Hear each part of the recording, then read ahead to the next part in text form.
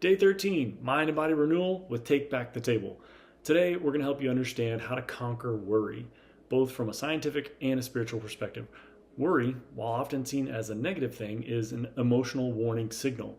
So it can serve as a tool to alert us to deeper issues that need to be addressed.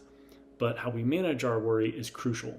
Learning to differentiate between constructive and destructive worry can help to change the course of your healing, especially while managing a digestive disease like we might have.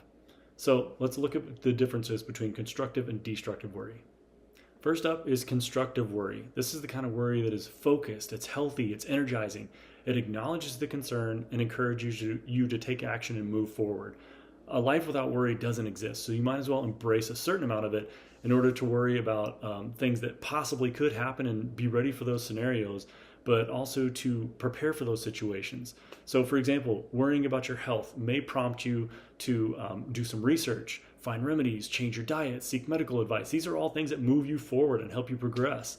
So, the what ifs, like what if I don't get healthy? What if I don't eat the right foods? Yeah, it may spiral out of control into destructive worry. But if it is constructive worry, you seek advice, you seek solutions, and you move forward. So it's constructive.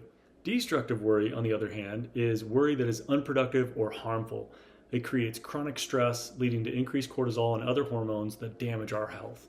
Destructive worry is rooted in things like fear, rumination, overthinking, spiraling, possible scenarios that grow out of control without limits or boundaries, and often lead to physical issues like our digestive diseases.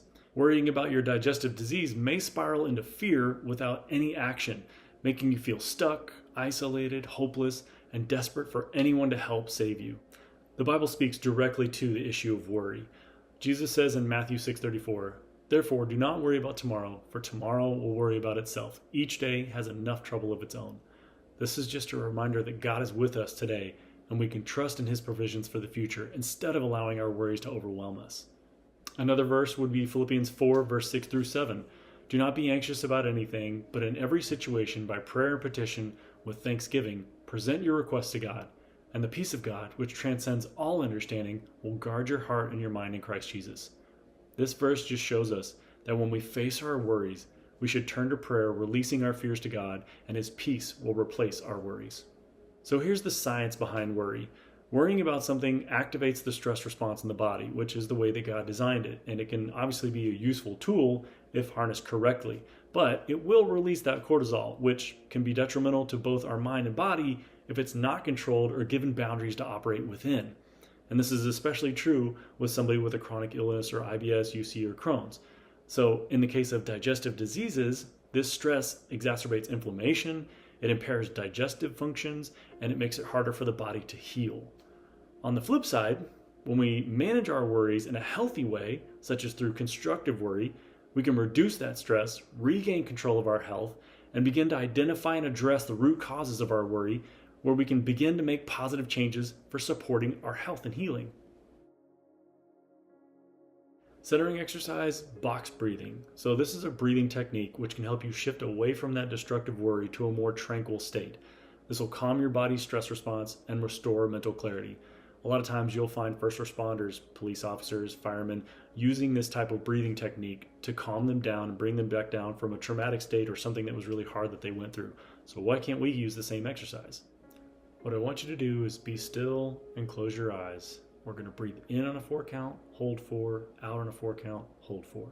So in 1, 2, 3, 4, hold 1, 2, 3, 4, out 1, 2, 3, 4, and hold 1, 2, 3, 4. Let's repeat this 2 more times.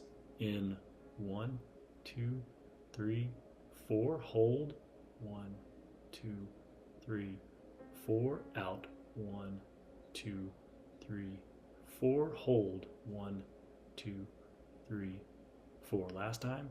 In 1, 2, 3, 4, hold 1, 2, 3, 4, out 1, 2, 3, 4, hold 1, 2, 3, 4. Now return to normal breathing, open your eyes, and we'll move forward. Step 1, be still. Let's think about the last couple days. Are there any situations where you can recognize that you've had destructive worry or that you've had constructive worry? Are there any circumstances where your worry has been helpful, or has it been stuck in overthinking or ruminating? If you've been focusing on fear or panic, these may be signs that that's destructive worry. But by acknowledging it, you can work towards shifting it away from destructive worry into constructive worry. So take a moment and think about those situations. Step 2, the breakdown. Have your worries been affecting your health? Do you recognize any direct connection, particularly in relation to your digestive disease? Has worrying about your health been helpful, or has it been harmful? Think back to certain examples and actually name them. Naming them robs them of their power and prevents ruminating in your mind, and it helps to bring clarity to the specifics. Step 3, renewal. I want you to write down those triggers or any other specifics that push you towards that deconstructive worry, and then write down the action you'll take to turn that destructive worry into constructive thought that propels you forward. I refer to this as developing a protocol, or another way of simply saying it is developing a set of steps that you know will lead you away from destructive worry towards constructive worry and taking action. So here's an example. If something bad goes on and you start to be in destructive worry, pause for a moment, take 3 deep breaths or that box breathing, say your life verse, and then maybe say 3 things that you're thankful for, and then reassess, and then act. That's a protocol. It's a way of those steps that you know is going to lead you away from that destructive worry and into constructive action. Step 4, go. I want you to create your own elevator pitch protocol. This is a concise version of your protocol that you can use whenever you need. It can be something as simple as don't worry, be happy. Or you can make it more intricate with something like box breathing, assess your situation, see what's probable, pause, decide, and then expect good things. And then remind yourself that this worry is a signal and you need to take action and not be paralyzed by the fear, taking it from destructive worry into constructive action. Food action step for today. I've made it simple again. I've given you another recipe. This one's great. It's a scrambled eggs with spinach and olive oil. So check out the recipe below, follow it, and enjoy your meal. Fitness action step for today, eccentric exercises. This is a decelerating motion. So most injuries occur because we don't know how to decelerate efficiently. That's a fancy way of saying we don't know how to fall well. Just like your mind being strengthened to become resilient with challenging situations or thoughts, you must train the body to become efficient in falling well or decelerating so that injury doesn't occur. In fact, in my personal training days, a common phrase was slow to grow. Doing slow, controlled, or even negative movements can make the body have positive gains or progress. So the exercise I want you to try today is to do those body weight squats, but I want you to do a little bit differently. When you're sitting down, I want you to go down on a 10 count, really slow. And then I want you to come up on a 2 count and do as many reps as possible. It'll change the soreness in a totally different way. Reminders for the day. Today we assessed what kind of worry you're experiencing. Was it deconstructive or was it constructive? Then we developed our elevator pitch protocol, and then we reacted. So we're also in our second week of that food logging template, so keep using that. Set the timer to go off on your phone once an hour for 7 to 8 hours to use that elevator pitch protocol. And then today should be the second day of your continued Bible reading.